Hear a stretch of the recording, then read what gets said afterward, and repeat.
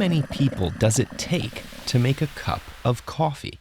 For many of us, all it takes is a short walk and a quick pour. But this simple staple is the result of a globe-spanning process whose cost and complexity are far greater than you might imagine. It begins in a place like the remote Colombian town of Pitalito. Here, family farms have clear-cut local forests to make room for neat rows of coffea trees. These shrub-like plants were first domesticated in Ethiopia and are now cultivated throughout equatorial regions. Each shrub is filled with small berries called coffee cherries. Since fruits on the same branch can ripen at different times, they're best picked by hand, but each farm has its own method for processing the fruit. In Pitalito, harvesters toil from dawn to dusk at high altitudes, often picking over 25 kilograms per shift for very low wages. The workers deliver their picked cherries to the wet mill. This machine separates the seeds from the fruit and then sorts them by density.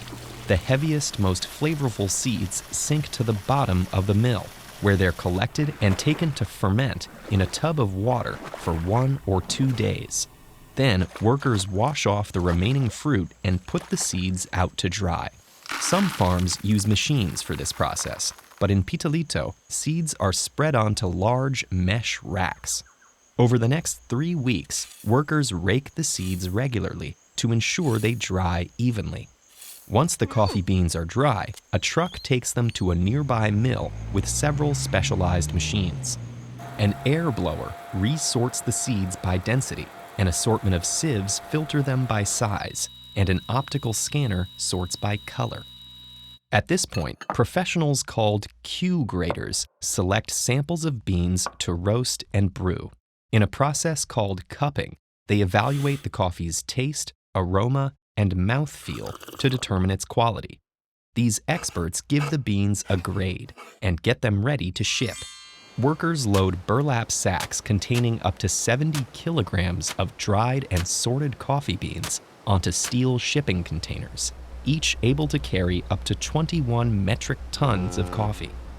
From tropical ports, cargo ships crewed by over 25 people transport coffee around the world, but no country imports more coffee than the United States, with New York City alone consuming millions of cups every day. After the long journey from Colombia to New Jersey, our coffee beans pass through customs. Once dock workers unload the container, a fleet of 18-wheelers transport the coffee to a nearby warehouse and then to a roastery.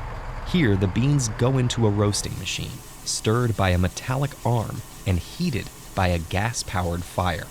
Nearby sensors monitor the coffee's moisture level, chemical stability, and temperature, while trained coffee engineers manually adjust these levels throughout the 12-minute roasting cycle.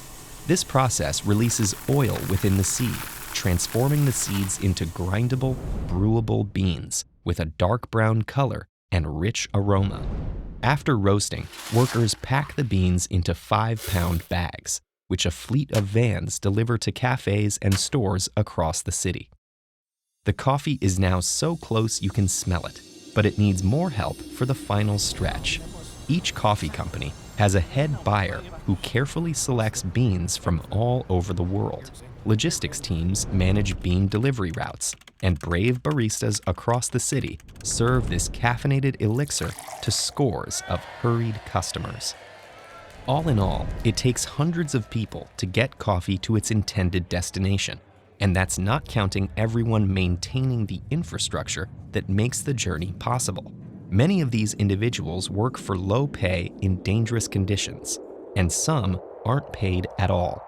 So while we might marvel at the global network behind this commodity, let's make sure we don't value the final product more than the people who make it. What if you could thank every person involved in creating your morning cup of coffee? The author of this lesson did just that, and the resulting journey took him across the globe and revealed secrets about how gratitude can transform our lives. Grab a copy of his book, Thanks 1,000, here.